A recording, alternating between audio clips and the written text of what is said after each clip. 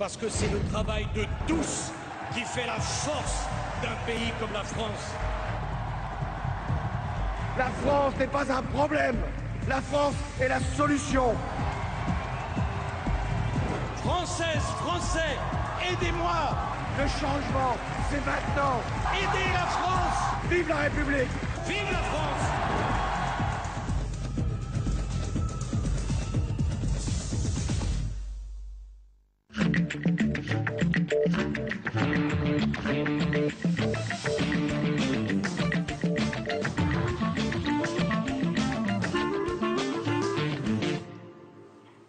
Bonsoir à tous, bonsoir Sonia. Bonsoir Brigitte, bonsoir à tous. Bienvenue sur les chaînes parlementaires pour cette émission spéciale consacrée au débat d'entre-deux tours. Nous sommes ensemble jusqu'à 1h du matin avec nos éditorialistes et puis de nombreux invités politiques. Dans moins d'une demi-heure maintenant, vous allez pouvoir suivre sur cette antenne le face-à-face entre Nicolas Sarkozy et François Hollande. Un débat traduit exclusivement en langue des signes pour LCP et Public Sénat. Et pour cette soirée exceptionnelle, voici notre dispositif ce soir. Caroline Deschamps a l'œil rivé sur les réseaux sociaux pour nous rendre compte de tout ce qui s'y passe. Elle nous fera vivre tous les commentaires à chaud. Et puis depuis Vierzon, dans le Cher, Pierre Bonne-Joseph ira à la rencontre des Français pour les sonder. Qu'attendent-ils du débat? Auront-ils des réponses aux questions qui les intéressent? Nous verrons tout cela tout au long de la soirée. Et puis nous serons aussi en direct au siège des deux partis avec Germain Andrieux à l'UMP et depuis la rue de Solferino avec Thomas Soulier pour les toutes premières réactions politiques et celles des militants.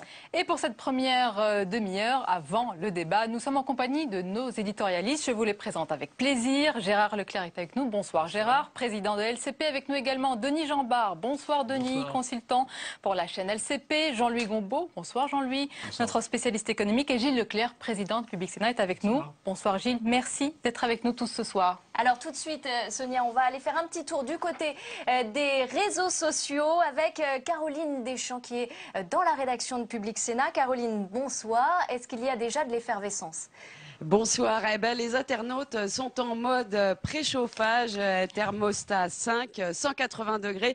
Mais sur Twitter, les gazouilleurs préfèrent la métaphore footballistique. Ainsi, le sondeur Bernard Sananès écrit, je cite, « Une heure avant le débat, ça ressemble à une ambiance d'avant-finale de Coupe du Monde ». De même, Christophe Ginisti, ancien cadre du Modem, tweet, « Je vais regarder le débat comme un supporter de foot, regarde un match en espérant voir du beau jeu, pourvu que la politique soit gagnante. » Chez les politiques, chaque camp affûte ses armes numériques. Du côté de François Hollande, les partisans de François Hollande se réunissent à la Bellevilloise, la salle de concert, et les ténors du PS à Solferino, certains armés de leur smartphone pour prêcher la bonne parole et attaquer l'adversaire sur les réseaux. Du côté de Nicolas Sarkozy, rendez-vous au siège de l'UMP où militants, secrétaires nationaux accompagnés de Jean-François Copé, défendront leur champion. 400 personnes sont attendues. L'objectif, abreuver le réseau d'un maximum de tweets. Et la bataille des mots-clés a déjà commencé. Alors, si vous êtes sarkozyste, vous tapez dièse avec Sarkozy. Si vous êtes pour François Hollande, c'est dièse vote Hollande. Avance pour le moment sur Twitter pour vote Hollande qui se retrouve en 3e position des tendances sur le réseau social. Merci beaucoup Caroline Deschamps. Je précise qu'on vous retrouvera tout au long de cette soirée pour nous dire tout ce qui se passe sur les réseaux sociaux. Je précise également à nos téléspectateurs que nous voyons en ce moment en direct l'entrée du plateau à la Plaine Saint-Denis en attendant les deux finalistes, les deux candidats qui vont arriver. Alors messieurs, Gilles Leclerc, on parle beaucoup d'un exercice symbolique mais pas décisif pour ce duel. Est-ce que c'est le cas ? C'est vrai que dans la configuration où nous sommes, il y a un des deux candidats qui est plutôt favori à 4 jours du second tour et il y a un président sortant qui est plutôt dans la position de challenger. Avec un peu de recul, on sait dans l'histoire des débats qu'à part peut-être en général, les débats n'ont pas bouleversé l'ordre des choses éventuellement préétablies. Mais évidemment, d'abord, tout le monde attend, je dirais, ce débat parce que la confrontation en direct n'a jamais eu lieu. entre les deux candidats qualifiés pour le second tour. Et puis, je pense qu'il y a eu un intérêt considérable pour cette campagne électorale, quoi qu'on ait pu dire au début de cette campagne. Et donc, les enjeux sont importants. Il y a une inquiétude et il y a un intérêt de la part de l'opinion publique. Donc, ne serait-ce que pour ça, que pour les enjeux et les bons enjeux de cette campagne électorale, il va falloir du temps pour cette confrontation. Alors, il y a le côté match dont on a parlé tout à l'heure, mais il y a aussi évidemment l'explication de fond, projet contre projet.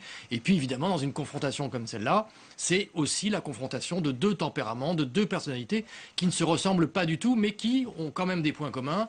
Même génération, même goût pour la politique, même âge, vous avez tout à fait raison, et qui appartiennent à la même génération et qui font de la politique depuis très longtemps déjà. Donc de toute façon, ça sera passionnant. Effectivement, très bien. Gérard Leclerc, vous direz que c'est un avantage ou un inconvénient de fait qu'ils se connaissent assez bien, ils ont déjà débattu 4 fois. Oui, je ne sais pas si c'est un avantage pour l'un ou pour l'autre. J'ajouterais à ce qu'a dit Gilles, auquel je souscris complètement.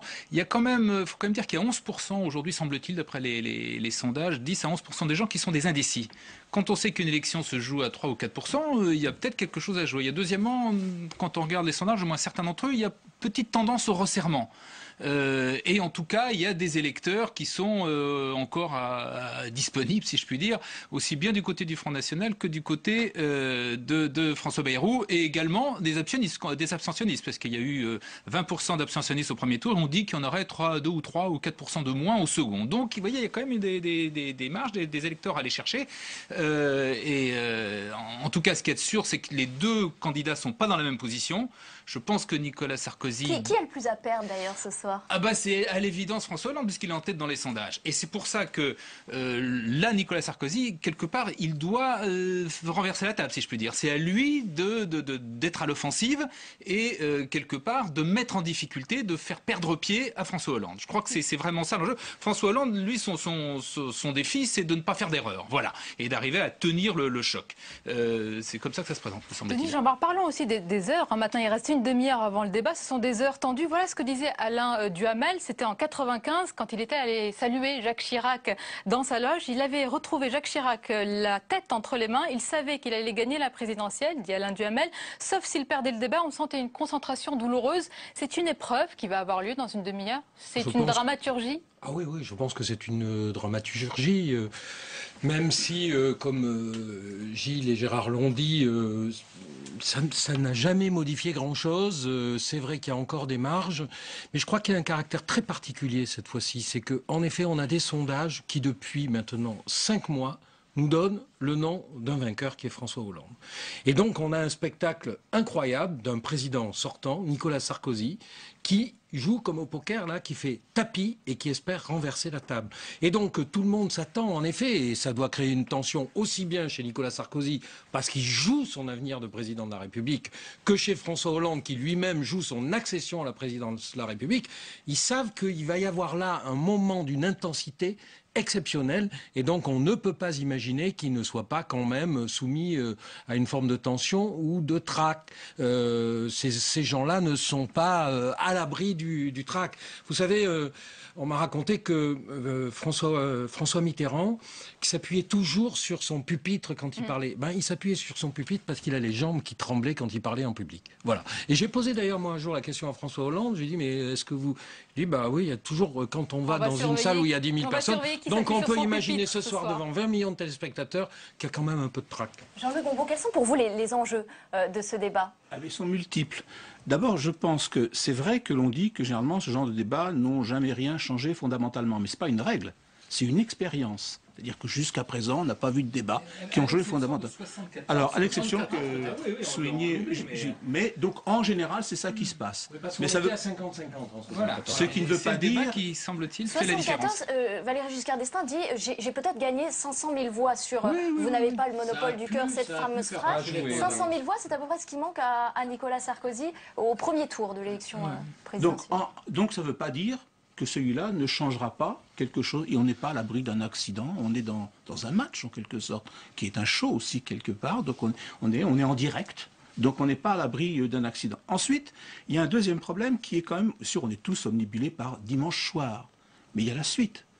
Supposons que les sondages d'aujourd'hui s'avèrent exacts, c'est-à dire que les gens votent 54... Je précise que nous voyons en direct arriver François Hollande en premier. Voilà, en compagnie de sa compagne Valérie Trierweiler. Ce n'est pas voilà, qui arrive à l'entrée du studio de la Plaine Saint-Denis. De votre écran, Carla Bruni et Nicolas Sarkozy. Alors supposons que 54, 53. Si on dit généralement que ça change sur 1,5% à peu près, il y a un mouvement après ce genre de débat, c'est ce que j'ai entendu dire. Je ne suis pas un spécialiste de la chose. C'est pas du tout pareil pour M. Hollande de gagner à 55% que de gagner à 53% pour la suite. 50,5. Non mais je veux dire même même pour la suite, c'est-à-dire évidemment les 53 et les 50. Ce débat change le lendemain, aussi les lendemains, même si nous sommes focalisés sur dimanche soir à juste titre sur 50% plus 1, mais sachant donc ce débat a une importance pour la marge de victoire. Il a une importance aujourd'hui. Évidemment, ce n'est pas le premier débat. Ce face-à-face entre les finalistes de la présidentielle a eu lieu depuis 1974. Il opposait alors Valéry Giscard d'Estaing à François Mitterrand. Et à chaque fois, ce temps fort de l'élection a été l'occasion d'affrontements verbaux et de petites phrases assassines. Retour sur ces grands moments de télévision avec Tam Tranui. Faire débattre les deux finalistes à l'élection présidentielle, c'est une tradition depuis près de 40 ans. Mais ce n'est pas qu'un passage obligé, cela a aussi pu être déterminant pour le scrutin. Vous n'avez pas, Monsieur Mitterrand, le monopole du cœur. Vous ne l'avez pas. J'ai un cœur comme le vôtre, qui bat sa cadence et qui est le mien. Vous n'avez pas le monopole du cœur. Valéry Giscard d'Estaing parvient à donner l'impression que la jeunesse et la nouveauté sont de son côté. Il l'emporte de justesse. Le débat aura beaucoup compté. 7 ans plus tard, coaché par Jacques Séguéla et Serge Moati, François Mitterrand a apprivoisé la télévision et rend coup pour coup à VGE, président en place. Vous ne voulez pas parler du passé, je comprends bien naturellement. Et vous avez tendance un peu à reprendre le refrain d'il y a 7 ans, l'homme du passé. C'est quand même ennuyeux que dans l'intervalle, vous soyez devenu, vous, l'homme du passif. Offensif en 1981 dans le rôle du challenger, François Mitterrand change de stratégie en 1988. Son septennat s'achève sur 2 années de cohabitation et il compte bien s'en servir. Ce soir, je ne suis pas le Premier ministre et vous n'êtes pas le Président de la République. Nous sommes 2 candidats à égalité et qui se soumettent au jugement des Français, seul qui compte. Vous me permettrez donc de vous appeler Monsieur Mitterrand. Mais vous avez tout à fait raison, Monsieur le Premier ministre. En 1995, changement de ton, pas de petites phrases assassines. Jacques Chirac et Lionel Jospin n'ont pas d'animosité personnelle l'un pour l'autre. Le débat porte sur le fond. C'est trop long que 7 ans, à mon avis, surtout si ce mandat peut être renouvelable. En somme, je voudrais dire, en badinant bien sûr, mais avec un fond de sérieux, qu'il vaut mieux 5 ans avec Jospin que 7 ans avec Jacques Chirac. Hein, ça serait bien long. 7 ans plus tard, la discussion porte sur le débat lui-même. Jacques Chirac doit-il débattre avec le Front National? Je n'accepterai demain de débat avec son représentant. La réponse est donc finalement non. Jacques Chirac sera réélu triomphalement avec des voix de gauche. Pour ces derniers, la victoire a eu un goût amer. En 2007, retour à la tradition du débat d'entre-deux tours. Ségolène Royal face à Nicolas Sarkozy joue la déstabilisation. Non, je ne me calmerai pas. Vous ne le montrez pas du doigt avec cet index pointé, parce que franchement... Non, je ne me calmerai pas. Non, je ne me calmerai pas. Je ne me calmerai pas. Pour être président de la République, il faut être calme. Non.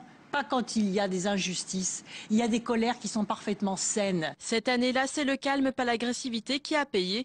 Mais les années passent et les stratégies évoluent. En 2012, Nicolas Sarkozy se dit prêt à exploser François Hollande. Gilles Leclerc, on vient d'entendre plusieurs petites phrases de ces grands débats d'entre-deux tours. Est-ce que selon vous, certaines formules ont été préparées par François Hollande ou Nicolas Sarkozy? On peut imaginer qu'un certain nombre de collaborateurs aient préparé des fiches avec des formules. Est-ce que les candidats en présence vont s'en servir ou pas? On a entendu François Hollande ce matin dire, au fond, moi, je vais expliquer mon projet aux Français en la jouant, je dirais, un candidat qui fait évidemment un débat important, mais qui n'est pas forcément décidé à forcément utiliser des formules. On peut imaginer qu'il en aura quand même évidemment préparé dans sa tête. Est-ce qu'il va les utiliser ou pas? C'est pas obligatoire. Probablement que Nicolas Sarkozy, lui, va essayer de pousser. Et d'ailleurs, c'était intéressant quand on regardait notamment ce dernier débat, c'est qu'on est un peu à front renversé aujourd'hui. C'est que la dernière fois, on avait un Nicolas Sarkozy qui était déjà favori de cette élection, qui avait plutôt à gérer, je dirais, et son temps de parole et son attitude, qui était en fait assez soft, entre guillemets. Et puis, celle qui devait prendre des risques, c'était Ségolène Royal, elle a pris des risques qui n'ont pas été très très payants. Probablement ce soir, on sera à fond renversé, mais il faut voir comment chacun va utiliser cette nouvelle posture. Est-ce qu'il y a encore de la spontanéité, Gérard, dans ces duels qui sont très cadrés? Alors à côté de la grande histoire, il y a la petite histoire, il y a le décor, il y a la climatisation, il y a le réalisateur, il y a les plans, il y a la table, tout est contrôlé, mais le reste, c'est libre. Je pense qu'effectivement c'est libre. Personne ne peut organiser, décider précisément comment le débat va se dérouler. D'ailleurs, on l'a vu là dans les extraits qu'il y a eu. Ce qui est intéressant dans ces extraits, c'est qu'on voit toutes les erreurs qu'on peut commettre. Il y a celle en 74 de Mitterrand qui se fait surprendre par ce monopole du cœur. Il y a celle en 80, c'est le contraire, c'est Valéry Giscard d'Estaing. En 88, on voit comment Jacques Chirac se fait dominer par François Mitterrand. En 95, on voit Jospin qui est trop en retrait et du coup c'est Jacques Chirac qui est favori, qui déroule tranquillement. Et le dernier en 2007, on voit Ségolène Royal faire l'erreur de l'agressivité qui passe pas bien en télévision. Donc vous voyez, le jeu est assez, il faut à la fois tenir sa place, savoir s'imposer à l'autre, mais sans verser dans l'agressivité et sans se faire surprendre. Et l'humour, ça peut être une bonne tactique pour déstabiliser l'adversaire. On sait que François Hollande n'en manque pas. Nicolas Sarkozy aussi, d'ailleurs. Nicolas Sarkozy, de toute façon, il va être dans la position du boxeur, du puncher, qui doit faire un KO, parce qu'il ne peut gagner que par KO. Il ne peut pas gagner au point. S'il ne gagne qu'au point, il ne gagnera pas l'élection présidentielle. Tandis que François Hollande, lui, c'est une partie qui est plutôt à sa main, parce que il est très fort dans l'art de l'humour, mais surtout de la réplique dans l'humour. C'est pas un homme qui lance un trait comme ça, comme une flèche, mais c'est un homme qui est très fort dans l'art de l'humour, dans la réplique. Donc c'est une situation plutôt confortable pour lui, ce qu'a exposé Gilles ce matin. Donc il a plutôt intérêt à dérouler, mais en même temps, ça n'est pas écrit. Mais moi je crois que la stratégie de Nicolas Sarkozy ce soir, centrale, ça va essayer d'inspirer la peur, de rejouer ce qui s'est joué en 78 dans les législatives, c'est-à-dire essayer d'inquiéter les Français sur une nouvelle expérience socialiste avec François Hollande dans une période de crise. Et je pense que, comme on commence d'ailleurs le débat sur les questions économiques, la crise va réapparaître très fortement dans ce débat. Et est-ce que c'est pas trop tard, justement? On est à J-4 de l'élection du second tour. Est-ce qu'il n'y a pas un côté archaïque un peu dans ce débat, le face-à-face, au dernier moment, finalement? Alors, moi, je voudrais dire un mot, justement, sur les 20 millions de gens qui vont regarder ça. C'est un message d'espoir pour la télévision. Non, mais extraordinaire. Ça prouve que vous avez deux bêtes de combat, vous n'avez pas de plan de coupe, champ contre champ, pendant 2 heures. C'est pas la télévision la plus moderne encore. 2 heures, un quart, et les gens vont regarder. Il y a eu les 3 débats. C'est ce qu'avaient les journalistes, parce que beaucoup de journalistes ont regretté. Oui, mais bon, ça a été proposé sans doute un petit peu tard pour les règles du jeu. Peut-être qu'en 2017, il s'est préparé un peu plus à l'avance. On n'est pas encore au stade des États-Unis. Surtout que là, dans cet aspect-là, puisque vous parlez de ça, Sarkozy a lancé un défi. Il n'était pas normal que François Hollande réponde à un défi lancé par son adversaire alors qu'il prétend être le président. Si ça avait été négocié en secret entre les différentes équipes, ça aurait peut-être été autre chose. Mais là, il y avait un défi public. Je vous mets au défi de faire 3 débats. Il ne pouvait pas répondre il ne pouvait pas défendre par l'affirmative. Mais quand même, pensons donc à ces gens qui vont. Ça veut dire quand même pour la télévision, pour quelques milliers d'euros, vous pouvez retenir un taux d'écoute extraordinaire. Les bobos, ils me donnent une recette. Voilà, donc c'est un message. Alors, évidemment, la crise va monter. Est-ce que c'est pas trop tard? Je crois que l'expérience va montrer dans les prochains mois qu'il n'est jamais trop tard pour parler de la crise, parce que effectivement. Par ailleurs, ce serait injuste de dire qu'on n'a pas parlé de la crise pendant cette campagne. Bien sûr. Même si les gens jugent, le public estime que nous n'avons pas fait, que ça n'a pas été fait suffisamment. Messieurs, je vous propose d'aller tout de suite au siège de l'UMP, rue de Vaugirard, à Paris, où on retrouve Germain Andrieux. Germain, quelle est l'ambiance alors que nous sommes à quelques instants maintenant du début de cette confrontation? Eh bien, c'est un euphémisme évidemment de dire que ce débat est très attendu ici à l'UMP. Peut-être l'apercevoir derrière moi, Jean-François Copé. Et vous allez voir, ce débat, vous allez vous en souvenir toute votre vie. Ils sont plus d'une centaine à s'être réunis ici au siège de l'UMP pour suivre ce débat et réagir immédiatement sur les réseaux sociaux. Jean-François Copé l'a promis, François Hollande sera dérangé ce soir dans ses certitudes. Il l'a dit également d'une façon plus crue. Ce soir, c'est l'ouverture de la chasse à l'anguille. En clair, les militants espèrent que François Hollande, accusé de se dérober sur tous les sujets, soit précis ce soir, soit précis sur l'immigration, soit précis sur la règle d'or, et que Nicolas Sarkozy le mette au pied du mur. Et puis au-delà des militants, plusieurs membres du gouvernement seront présents ce soir. On a aperçu Nadine Morano, on a aperçu également Frédéric Lefebvre. On attend également Marianne Monchamp et peut-être Gérard Longuet. Pour la clôture de cette soirée, c'est Jean-François Copé. Il prendra la parole à l'issue du débat. Merci beaucoup à vous. On va se rendre tout de suite côté PS, rue de Solferino, bien sûr, au siège avec Thomas Soulier, où les ténors du parti se sont donné rendez-vous pour cette soirée hautement politique, bien sûr. Ici, au siège du PS, les militants et les ténors du parti se sont donné rendez-vous pour vivre tous ensemble ce fameux grand débat. Parmi eux, les porte-paroles de la campagne, mais aussi la première secrétaire du Parti socialiste, Martine Aubry. L'objectif, il est clair. Vous le voyez, donner une image rassembleuse, une image d'un parti uni derrière leur champion François Hollande.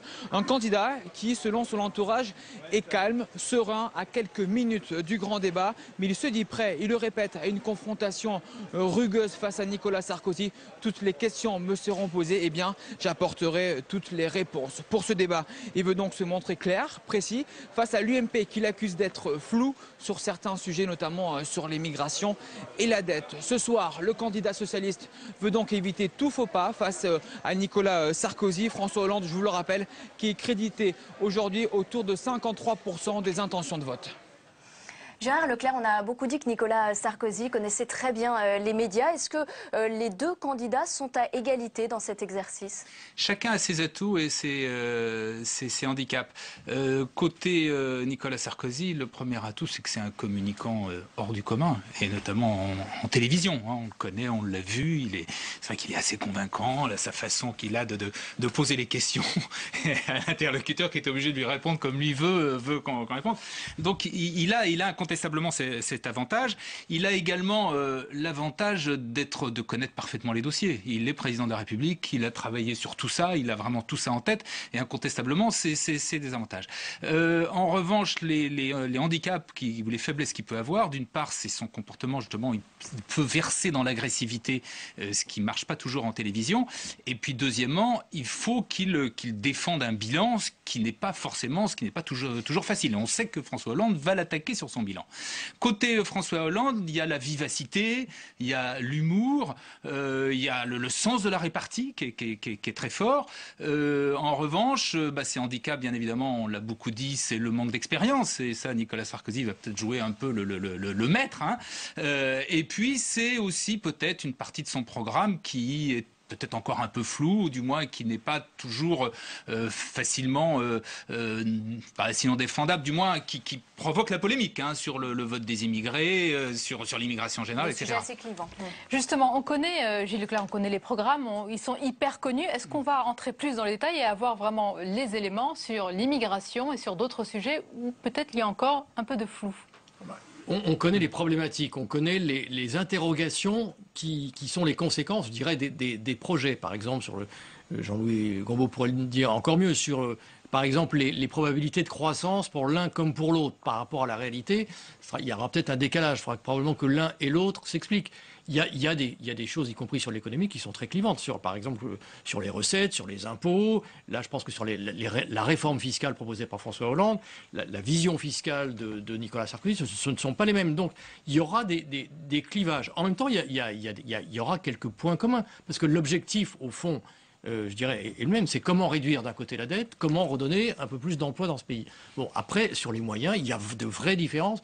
Et je pense que c'est ça qui va apparaître ce soir. Oui. Jean-Louis, justement, sur la croissance, on a lu et entendu qu'il y avait deux croissances. Une croissance peut-être Hollande et une croissance Sarkozy en Europe. Est-ce qu'il y a deux manières pour les deux candidats d'atteindre le même but? Il y a deux manières d'atteindre un but différent, parce que les perspectives de croissance prévues par François Hollande sont plus fortes que celles sur lesquelles table Nicolas Sarkozy, ce qui est absolument décisif dans l'équilibre général du projet jusqu'en 2016 ou 2017. Ce à quoi François Hollande a une réponse qui tout à fait défendable, en disant oui, mais si on ne fait pas ce supplément de croissance, en fait, on ne fera rien. Alors, ce qu'il faut bien voir, c'est qu'aujourd'hui, ce débat se situe à un moment où la crise, je ne dirais pas s'accentue, mais il y a un infléchissement quand même négatif sur l'évolution de la crise. Il y a deux expériences. 81. Ça peut être favorable à qui, par exemple? Alors ça, justement, c'est une question avec une réponse un peu mystérieuse. Pas aux Français, en tous les cas. Exactement. Mais d'un côté, évidemment, quand vous avez fait 5 ans, alors M. Hollande va vouloir parler du bilan, et Sarkozy dira « je veux parler de la crise ». Et non beaucoup plus que du bilan, parce que la crise marque en réalité mon bilan. Et tamiser ce qu'il y a de crise à l'intérieur du bilan, c'est quelque chose qui n'est pas simple. Bon, mais quelque part, le fait que les gens soient mal, soient malheureux, souffrent, c'est quand même quelque chose qui n'est pas bon pour M. Sarkozy. D'un autre côté, le fait d'avoir guidé le bateau de manière qui est jugée à partir de 2008-2009, qui est jugée comme tout à peu près convenable. Il n'a pas fait pire, en tout cas moins bien que les autres confrères européens, dans un pays qui est évidemment plus costaud par nature. Ça avantage plutôt M. Sarkozy. J'ai l'expérience avec moi, et vous êtes un bleu en matière de gestion de crise. Alors, je pensais à 2 références amusantes, oui, plus qu'intéressantes. L'expérience de 1981. 1981, la France fait 1% de croissance. C'est à peu près le taux de croissance que nous allons faire cette année, en 2012, selon les perspectives du Fonds monétaire international. Et 2002, 1% de croissance. Exact. Donc on a 2 schémas à peu près différents. Dans un cas, M. Giscard d'Estaing est battu. Dans l'autre, M. Le Pen arrive en seconde position. Il y a quand même, des clins d'œil de l'histoire économique qui sont intéressants à soulever. Alors, direction Vierzon, tout de suite, dans le Cher, où se trouve Pierre Bonde-Joseph. Quelles sont, Pierre, les attentes des habitants de cette commune ? Eh bien écoutez Brigitte, nous suivrons ce débat ici, dans ce bar, derrière moi, avec tous ceux et toutes celles qui auront préféré ne pas le suivre en famille habituellement. Et ici, il y a des matchs de foot, c'est le foot qui tient le haut de l'affiche, mais ce soir, la patronne a joué la contre-programmation de la politique plutôt que du sport. François Hollande contre Nicolas Sarkozy plutôt que le Paris Saint-Germain contre Saint-Étienne. Pas sûr qu'il y ait beaucoup de monde. Les électeurs vierzonais que nous avons rencontrés aujourd'hui nous le disent, ce second tour ressemble plutôt à un second choix. Il faut dire qu'au premier tour, ils avaient voté à 42% pour les partis d'extrême, gauche ou droite. Un enthousiasme qui tranche avec le début de la campagne. Ici même, dans cette ville communiste, Jean-Luc Mélenchon était venu le 4 avril faire un meeting. Il avait réuni plus de 6000 personnes, un record historique de mémoire de sympathisants de gauche. Seul Georges Marchais, en 1981, avait fait mieux, et c'était à Bourges dans le Cher. Alors pour finir, je ne me risquerai bien entendu pas un pronostic, mais sachez que foot ou politique, ici, le sentiment des gens, c'est que le match va être très serré. Merci beaucoup Pierre, et on précise qu'on ne reste pas évidemment seulement à Paris, on se déplace partout en France et notamment au centre pour aller à la rencontre des Français et de ce qu'ils attendent pour ce débat très important. Gérard Leclerc, c'est une campagne de second tour, nous sommes à 3 jours, à 4 jours du scrutin. Est-ce que l'ombre de Marine Le Pen va encore peser ce soir sur ce débat, comme elle a pesé depuis dimanche 22 avril? Forcément, c'est là où il y a le premier réservoir de voix. Elle a fait 18% des voix au premier tour. Par définition, si l'un des 2 candidats, et en particulier Nicolas Sarkozy, parce que c'est lui qui est le plus en retard, arriver à capter cet électorat, la victoire serait elle. Quelles conséquences de la polémique d'hier soir avec les propos de Gérard Longuet, même si l'UMP, tous les ténors ont bien précisé qu'il n'y aura pas d'accord avec le FN, est-ce que ça peut laisser des traces? Je ne sais pas quel sera le résultat, on ne le sait pas. Simplement, ce qui est sûr, c'est que la vraie question est de savoir est-ce que Gérard Longuet fait ça tout seul, de sa propre initiative, ou est-ce qu'il y a au moins un accord tacite d'une partie de l'UMP. Voilà. Absolument. Mais en même temps, il a quand même fait passer le message. Je crois que c'est important de revenir à ça parce qu'il y a un premier tour et en effet la question des réservoirs de bois. Et ça va peser sur ce débat. Et notamment dans l'attitude que va prendre Nicolas Sarkozy. Où va-t-il chercher les voix pour remonter son retard et refaire ce handicap? Naturellement, là où il y a des réserves de voix, c'est-à-dire le Front National essentiellement, et puis cet électorat centriste qui n'arrive pas à dégeler d'après les sondages. Ça devrait quand même donner la tonalité du débat sur les questions de société et notamment les questions d'immigration. On risque là d'avoir un vrai antagonisme, un affrontement. Et Nicolas Sarkozy, à mon avis, va aller chercher François Hollande sur ce terrain-là. C'est probablement là que la confrontation sera la plus forte, parce que le débat économique, en effet, plus complexe, plus subtil, et disserter sur la croissance Sarkozy et la croissance Hollande, c'est pas tout à fait le nucléaire, Gilles Leclerc, ça peut aussi être un sujet, un thème de ce soir. On peut imaginer, mais que d'ailleurs Nicolas Sarkozy pendant la campagne s'était déjà emparé de ce thème-là pour essayer d'aller chercher un petit peu François Hollande. Donc on peut imaginer que ce soir, il puisse, à la lumière même des événements de ce matin, il puisse essayer de répéter et de renouveler sur un terrain qui pourrait lui être un petit peu plus favorable. Ce que je voudrais compléter par rapport à ce que vient de dire Denis, effectivement, il y a deux acteurs qui seront quand même présents dans ce débat, c'est Marine Le Pen, François Bayrou, et puis il y en a quand même un troisième que François Hollande ne peut pas ignorer, et que peut-être que Nicolas Sarkozy lui-même va essayer de... C'est aussi, évidemment, Jean-Luc Mélenchon, 11% des voix.